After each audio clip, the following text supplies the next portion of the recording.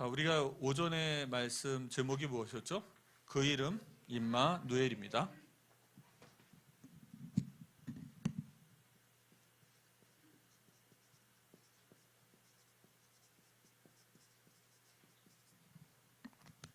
자, 하나님이 단순히 나와 함께 하신다는 것이 아니죠. 하나님이 우리와 함께 하신다는 것입니다. 그래서 신앙생활은 결단코 개인이 하는 것이 아니죠. 신앙생활은 굉장히 개인적인 하나님과 관계인데 공동체가 함께 하는 것입니다. 그래서 우리는 그리스도 안에서 하나 된 형제와 자매임을 믿으시기 바랍니다. 그래서요, 우리가 내 신앙만 이렇게 잘났다고 성장되는 게 아니고요. 내 옆에 있는 사람들의 신앙이 성장할 때 또 제 신앙도 같이 성장합니다. 그래서 제가 말씀드렸다시피 제가 볼 때는 그 사도행전 2장에 나온 성령의 역사, 불같은 바람과 같은 성령의 역사는 여러 가지 해석이 있겠지만 바람이 불면 불이 어떻게 되죠? 금방 번져가잖아요. 제가 볼 때는 가장 큰 그런 특성이라고 한다면 그것은 번져나가는 거예요. 그래서 하나님이 우리에게 임한 성령이 우리 형제자매에게 서로 이렇게 번져나가길 기대합니다. 그래서 모두가 그런 불씨가 되어져서 서로가 함께 가는 거예요. 그 안에 하나님이 우리와 함께 하신다는 것입니다. 그래서 예손에 이러한 축복이 불길과 같이 다시 성령의 역사가 일어나길 기대합니다. 자, 그래서 이제 하나님이 그 이름 임마누엘이라고 하셨는데 제가 이제 복음에 대해서 계속 좀 정리를 해드렸잖아요. 자, 저희가 복음에 대한 세계관을 갖고 있죠. 세계관. 자, 세계관이 뭡니까? 네 가지 뭐였었죠? 기억나세요? 우리가 갖고 있는 기독교 세계관 네 가지. 첫 번째 뭡니까? 창조. 둘째 뭐죠? 타락. 세 번째 구속. 그리고 나중에 완성입니다. 자, 이것을 꼭 기억하세요. 이걸 기억하면 우리 신앙에 이제 정확한 세계관들이 잘 갖춰지게 돼요. 하나님이 우리를 창조하셨습니다. 창조하셨고 하나님의 창조는 완성을 갖고 창조하신 거예요. 처음부터 완전히 완성된 피조물이 아니었습니다. 그러니까 처음부터 그 뚜껑을 닫아놓은 게 아니고요. 오픈되어 있었어요. 그러니까 완전히 더 발전하고 더 성장할 수 있는 여지를 만들어 놓은 상태로 하나님이 만드셨거든요. 그래서 인간은 사실 더 많은 축복을 받고 더 많은 문명이 번영하는 것이 하나님의 뜻입니다.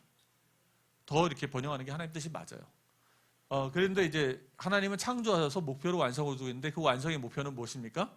하나님의 나라예요. 하나님이 완전히 통치하시는 거예요. 그분의 통치가 완전히 실현되는 하나님의 나라가 그분의 계획이고 뜻입니다. 그런데 어떤 일이 벌어졌습니까? 인간이 하나님 앞에 범죄해서 타락하게 되죠. 맞습니까? 타락했어요.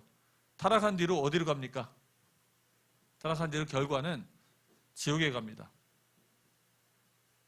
자, 이 창조받아서 이 완성의 길을 가는 자들과 하나님이 함께 하십니다. 하나님의 통치가 이루어져요. 그래서 생명이 있고요. 자, 여러분, 생명과 사망의 정확한 정의가 무엇일까요? 생명의 정의는 하나님과 연합하는 것입니다. 그래서 제가 저번 주에 말씀드렸는데 되게 은혜를 받았어요. 그 관악산에 있는 그 나무들이 지금은 눈에 쌓여 있고 잎 사이가 다 떨어져 있고 죽은 것 같잖아요. 근데 봄이 되면 어떻게 된다고요? 다시 싹을 틔우고 나뭇잎을 맺고 또 열매를 맺잖아요. 풍성이잖아요. 왜 그래요? 그 생명이 살아있는데 살아있다는 게 무슨 뜻이에요? 생명의 근원과 연합되어 있는 거예요. 근데 단절되어 있으면 어떻게 될까요? 겉으로는 화려해 보이는데 단절되어 있으면 결국에는 썩어서 점점 비틀어지겠죠. 망가지겠죠. 자, 생명이라는 건 무엇이냐면 예수를 믿고 생명이 있다는 건 하나님과 연합된다는 뜻입니다. 오늘 이렇게 얘기하셨잖아요. 임마라는 뜻이 뭐라고요? 합쳐진다는데 그 뜻의 정확한 의미는 연합된다는 뜻입니다. 이렇게 화학적으로, 물질적으로 섞인다라고 얘기하면 잘못된 거고요. 그게 아니고 어떤 거라고요? 나도 있어요, 그대로. 나의 인격도 있고 하나님의 인격도 있습니다. 근데 그 인격과 인격이 어떻게 되는 거예요? 연합되는 거예요. 그걸 합쳐진다고 표현하신 거예요. 그래서 우리가 하나님과 나와 연합되는 것. 근데 하나님이 우리의 생명이 근원되어지는 줄 믿습니다. 그래서 포도나무와 가지가 연합되어지듯이 참 감람나무에 돌감람나무가 접붙임나무에서 연합되듯이 우리가 하나님과 연합이 되어지는 거예요. 그래서 연합되어진 것이 그것이 생명이 있다는 거예요. 그럼 사망은 무엇일까요? 하나님과 분리되는 것이에요. 하나님과 단절되는 것이 죽음입니다. 그래서 꼭 기억하세요. 이 세상에 있는 사람이 당신이 생명이 있다는 건 무엇이에요? 그 사람이 하나님과 연합되어져 있는 거예요. 그리스도가 주인이 되시고 그는 그리스도의 몸이 되었습니다. 그래서 생명과 그 안에 누가 역사하죠? 성령이 역사합니다. 근데 이 밑에 길은 어떤 길입니까? 사망이에요. 근데 그 사망의 길에 뭐 때문이죠? 죄와 사망입니다. 그래서 타락한 이후에 인간들은 다 죄 때문에 하나님과 단절되어 있는 죽음 가운데 있는 것입니다. 자, 이런 사람을 구원하시기 위해서 오늘 하나님이 임마누엘 하셨습니다. 할렐루야. 하나님께서 이 땅에 오신 거예요. 어디 오셨어요? 죄와 사망의 땅에 오신 것입니다. 죄와 사망 한가운데 오신 거예요. 그리고 심지어는 죄와 사망을 감당할 그러한 육신의 몸을 갖고 이 땅에 오신 거예요. 철저하게 죄와 사망 가운데 임재하신 것입니다. 왜 임재하셨을까요? 이 죄와 사망을 이기기 위해 오셨습니다. 예수 그리스도는 죽음과 부활을 통해서 이 예수 그리스도께서 죄와 사망을 이기시고 이 승리의 자리로 올라갔습니다.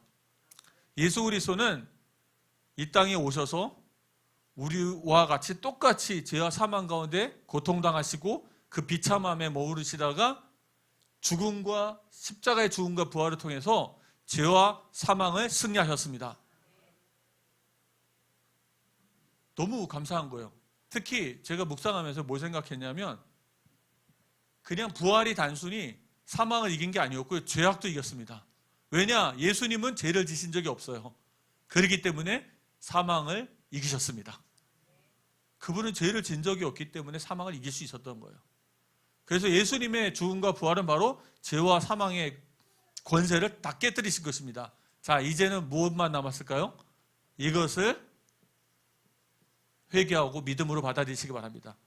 이것을 회개하고 믿음으로 받아들이며 우리의 생명이 예수 그리스도와 연합되어집니다.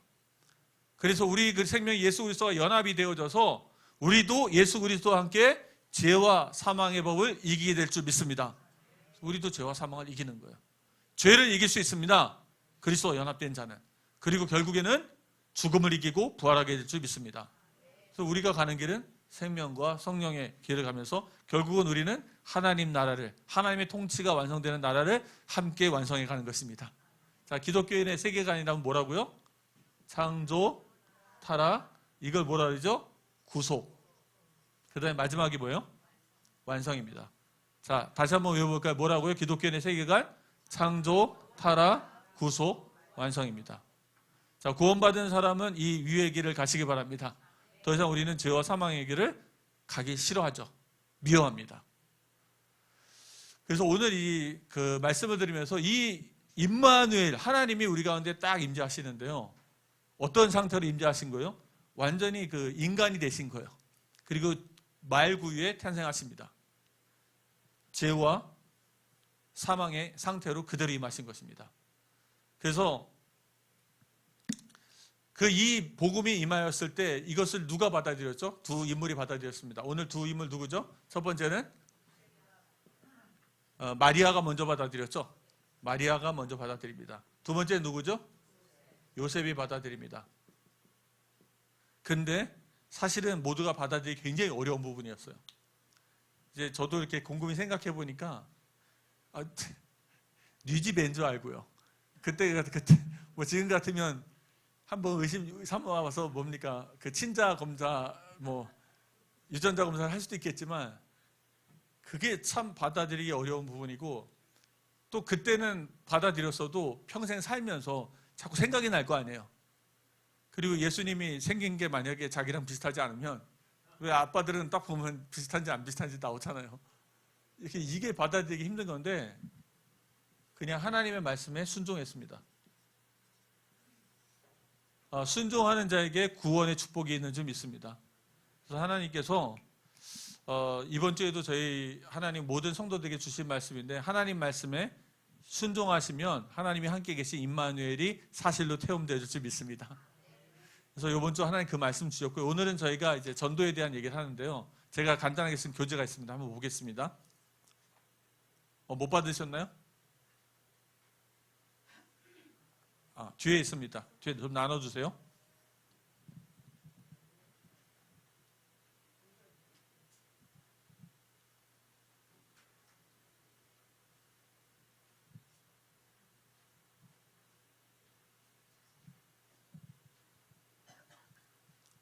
자, 전도란 무엇인가? 좀 다시 한번 좀 정리를 해봐야 될까요? 여러 가지가 있겠지만, 한번 여기 밑에 작은 제목 있죠? 한번 같이 읽겠습니다. 전도는 종교를 권하는 일이 아니라 십자가의 대속의 사실을 증언하는 것이다.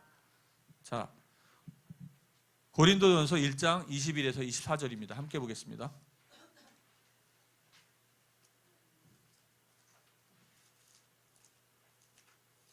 찾으셨나요? 뒤에 부분에 나와 있죠? 함께 읽겠습니다. 시작. 하나님의 지혜에 있어서는 이 세상이 자기 지혜로 하나님을 알지 못하므로 하나님께서 전도에 미련한 것으로 믿는 자들을 구원하시기를 기뻐하셨도다. 유대인은 표적을 구하고 헬라인은 지혜를 찾으나 우리는 십자가에 못 박힌 그리스도를 전하니 유대인에게는 꺼리끼는 것이요 이방인에게는 미련한 것이로되 오직 부르심을 받은 자에게는 유대인이나 헬라인이나 그리스도는 하나님의 능력이요 하나님의 지혜니라. 아멘. 자, 1번입니다. 왜 전도를 다시 정의해야 하는가? 1번, 오늘날 전도는 성과, 방법, 사람 반응 중심으로 오해됩니다. 무슨 얘기일까요? 전도하고 와서 몇 명 예수 영접했냐? 오늘 내가 몇 명에게 복음 전했냐? 사람들 반응이 어땠냐? 이렇게 얘기하잖아요. 근데 우리가 방금 읽은 성경 구절은 보면은 뭐라고 나와 있어요? 자, 22절에 보면 뭐라고 나와 있죠? 유대인은 표적을 구합니다.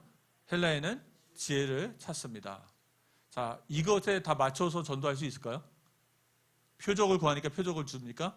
지혜를 구하니까 지혜를 줍니까? 박사를 만나면 여러분 예수 얘기해야 되겠습니까? 십자가 얘기하겠습니까? 박사를 만나면 뭐 지식에 대해서 얘기할까요? 바로 이제 그 부분이에요. 2번입니다. 1번에 2번. 전도를 잘못 이해하면 복음을 전하면서도 복음을 왜곡하게 됩니다. 무슨 얘기냐면 상대방을 꼭 예수를 믿게 하고 싶은 거예요. 교회를 나오게 쉽게 하고 싶은 거예요. 그리고 어떻게 해서든 그 사람을 설득시키고 싶습니다. 그렇게 전도를 이해한 거예요. 그게 전도라고 생각한 거예요. 그러다 보니까 그 사람이 표적을 원해요. 그 사람이 기적을 원합니다. 그러면 내가 기도해요. 하나님, 내가 기도하면 질병이 치유돼서 저 사람 예수 믿게 해주세요. 그럴 때 우리가 전하는 복음이 왜곡되기 시작하는 거예요. 하나님, 저 사람이 박사입니다. 하나님, 내가 훌륭한 지식을 가지고 예수님을 잘 설명할 수 있도록 도와주세요. 이럴 때 우리가 가진 복음이 왜곡되기 시작해요. 전도를 잘못 이해하면 복음을 전하면서도 복음이 왜곡되어집니다. 그래서 저는 이제 과거에 저희가 있었던 단체 다락방의 복음이 왜곡되어진 이유가 꼭 영접을 시켜야 되잖아요. 모든 것에 초점이 어디 맞춰져 있어요? 영접을 기도를 하는데 영접도 영접 기도에 초점이 맞춰져 있잖아요. 그러니까 그 사람이 영접 기도를 하려고 초점이 맞춰져 있기 때문에 그 사람이 필요한 거대로 다 얘기하는 겁니다. 너 진짜 오늘 예수 믿으면 너 질병 다 치유될 수 있어. 예수님은 그리스도야. 그래놓고 같이 영접 기도 하잖아요. 그렇게 되면 우리가 전하는 복음도 어떻게 되는 거예요? 왜곡이 되어지는 거예요. 자, 그래서 두 번째입니다. 복음은 뭐예요? 의견이 아니라 사실입니다. 그래서 복음은 여러분의 생각과 우리 생각을 얘기하는 것이 아니죠. 그래서 복음 전할 때 친구들하고 얘기하다가도 내 생각에는 기독교는 이렇게 얘기해. 이런 식으로 하지 마세요. 하나님의 말씀은 이렇게 얘기한다고 얘기하세요. 자, 그래서 저번 주에 저희가 말씀드렸죠? 자, 말을 한번 바꿔볼까요? 더 이상 교회 다니시냐 물어보지 마시고요. 예수 믿으시냐고 물어보세요. 자, 따라해 보십시오. 예수 믿으시나요? 자, 우리가 너무 이제 딱 만나면 교회 다니시나 이렇게 물어보잖아요. 교회를 다니는 게 중요하지만 더 중요한 거는 예수 믿으시냐고 그러겠죠. 그 사람은 뭐라고 그랬어요? 그러면 교회 다니는 사람은 나 교회 다닙니다 그러죠. 교회 다니시는 거 보니까 훌륭하신데 혹시 교회를 다니시는데 예수는 믿으시나요? 제가 저번 주 그렇게 물어봤어요. 그러니까 아저씨가 안 믿는데요. 그냥 그래서 제가 물어봤죠. 제가 이렇게 물어봤어요. 혹시 가족 따라서 그냥 교회를 나가주시는 거나요? 아니면 예수를 믿으시냐고 물어봤어. 제가 좀 재수가 없죠. 저희 아내가 맨날 그래요. 너무 좀 살살 얘기하지 너무 개쩍씩 얘기한다고. 근데 그분이 웃으면서 그냥 가족 따라 나간대요. 가족의 평화를 위해서. 예수 믿으셔야 된다고. 예수님이 누군지 아냐고. 그랬더니 가만히 듣더니만 그냥 어느 교회냐고 물어보더라고요. 저는 얘기도 안 하는데 저랑 대화한 사람은 다 물어봐요. 어느 교회냐고. 그때 제가 자부심을 가지고 얘기합니다. 저기 멤피스 9층에 있는 예성교회 목사라고. 거기 오시면 복음을 잘 들을 수 있다고. 빨리 간다 그래갖고 멀티수 빨리 드리고 여기 오셔서. 교회를 나가는 게 중요한 게 아니고 예수 믿으셔야 된다고. 저희는 예성교회 선전하라고 게 아니고 어느 교회나 다 똑같다고. 예수를 제대로 믿으셔야 된다고. 그러면 항상 물어봐요. 어느 교회냐고. 그래서 교회를 자랑하지 마시고 예수를 자랑하시기 바랍니다. 그럼 그분들이 우리 교회가 뭔지 궁금해할까요? 자, 1번입니다. 2번에 1번. 복음은 예수 그리스도의 죽음과 부활이란 뭐예요? 역사적인 사건입니다. 예수님이 이 땅에 오신 성육신의 사건, 임마누엘의 사건은 하나님이 우리와 함께 하셨던 그 사건은 역사적인 사건입니다. 두려워하지 마십시오. 역사적으로 일어났던 사건입니다. 그리고 그분이 오셔서 죽고 부활하셔서 죄와 사망을 이기신 것, 사실은 역사적인 사실입니다. 역사성이에요. 기독교인의 신앙은 역사성이 있어요. 그래서 두 번째입니다. 복음이 사실일 때 전도는 뭐예요? 설득이 아니라 증거가 됩니다. 그래서 우리는 사람들 앞에 증인으로 서셔야 합니다. 사랑하는 성도님들, 그래서 설명하지 마시고요. 설득하려고 하지도 마시고요. 증인으로 서십시오. 예수님이 당신의 죄를 위해 하나님이 이 땅에 오셨습니다. 육신을 얻고 이 땅에 오셨고 당신의 죄를 위해 죽으시고 부활하셨습니다. 죄에 대해서 승리하셨습니다. 당신도 예수를 믿으면 죄사함 받고 생명을 얻을 수 있습니다. 할렐루야. 선포하시는 거예요. 알아듣든 못 알아듣든. 못 알아들으면 뭐라 그래요? 그게 무슨 소리냐고 물어봐요. 어떤 사람들은 이렇게 얘기합니다. 한 번도 못 들어봤는데 교회 나갔는데 이렇게 얘기하는 사람도 있어요. 그러면서 관심 있는 사람들은 뒤가 되겠죠. 물론 그렇게 많지는 않아요. 근데 있을까요 없을까요? 있습니다. 그런 사람들이. 자, 세 번째입니다. 그래서 전도는 설득이 아니라 선포입니다. 사람을 구원하는 것은 전도자의 능력이 아니라 말씀 자체입니다. 그래서 말씀을 선포하시기 바랍니다. 하나님의 말씀을 너무 잘 설명해도 그 설명하느냐고 제3자처럼 설명하는 거예요. 3자. 그러니까 너와 나 사이의 제3의 얘기처럼 설명하네요. 성경에는 이런 얘기도 있고 저런 얘기도 있고 사람들은 이렇게 생각하지만 교인들은 이렇게 하고 기독교는 이렇게 하고. 여러분 기독교 소개하고 있나요? 그게 아니죠. 하나님이 이 사람을 위해서 하신 일에 대해 소개하시기 바랍니다. 하나님이 자 오늘 나가는 사람들 쳐다볼 때 우리가 기회가 있을지 없을지 모르겠지만 우리의 마음가짐은 어떻게 가져요? 하나님이 이 사람을 한 일을 위해서 우리가 선포하는 거예요. 하나님이 이 사람을 한 일에 대해서 소개하고요. 거기에 담겨진 하나님의 약속을 선포하는 것입니다. 당신이 예수를 믿으면 죄사함 받고 생명을 얻을 수 있습니다. 뭐야? 하나님을 만날 수 있다는 거예요. 자, 그래서 1번입니다. 2번이죠. 선포는 결과를 하나님께 맡기고 설득은 사람이 책임져야 돼요. 만약에 우리가 설득을 하잖아요. 그럼 설득이 안 당하면 책임은 누구한테 있어요? 우리한테 있죠. 근데 우리가 선포했어요. 그 사람이 안 믿어요. 그러면 책임은 누구한테 있습니까? 하나님한테 있습니다. 하나님 책임이에요. 우리 책임하고 상관없는 겁니다. 그래서 괜히 너무 이제 상대방의 반응에 얽매이면 우리가 전하는 복음이 영향을 받는 거예요. 친구들을 만나도요. 그 사람들의 눈치를 자꾸 보고 그 사람들한테 그게 사실은 여러분 영적으로 밀리는 겁니다. 그게요. 영적으로 우리가 힘이 없어서 자꾸 밀리는 거예요. 그럼 자꾸 밀리니까 자꾸 그 사람을 위해서 대변하고 변명하고 자꾸 지식적인 설명을 더하고 아니에요. 하나님이 그를 구원하시기 위해서 하신 일에 대해서 선포하십시오. 그리고 거기에 대한 약속을 선포하시는 거예요. 로마서 10장 17절이죠. 뭐라고 나십니까? 로마서 10장 17절입니다. 그러므로 믿음은 들음에서 나며 들음은 그리스도의 말씀으로 말미암느니라. 아멘. 자, 네 번째입니다. 그래서 전도자는 설득자가 아니라 누구예요? 성인입니다. 사랑하는 성도님들, 여러분 제사함 받고 성령을 선물로 받았습니까? 제사함 받고 하나님과 연합되어 생명을 얻었습니까? 하나님이 여러분과 진짜 함께 계신 것이 맞습니까? 하나님이 함께 계신다면 가난해도 상관없습니다. 어제 우리 청년들 기도 제목, 하나님이 함께 하신다면 못생긴 배우자도 좋습니다. 하나님이 함께 하신다면 장애가 있는 배우자도 좋습니다. 하나님이 함께 계신다면 가난한 배우자도 좋습니다. 하나님이 원하시는 사람을 주신다면 제가 순종하겠습니다. 할렐루야. 쉽지 않죠? 근데 우리 청년들이 그렇게 기도하려고 어제 다 적었어요. 심지어는 고등학교 들어간 우리 고3 아직 졸업도 안 한 애들도 그거 기도 제목 너무 좋다고 막 기도 제목 막 적는 거예요. 그런 기도 제목이 좋다는 것이 바로 우리 청년들이 거듭난 사람인 줄 믿습니다. 그걸 증명하는 그런 기도 제목이 어디가 좋아요? 내 중심이 아니고 하나님 중심이라는 건데. 근데 그래도 부담감은 있어요. 그래도 예쁘면 좋은데. 그래도 기왕이면 건강한 사람이어야지.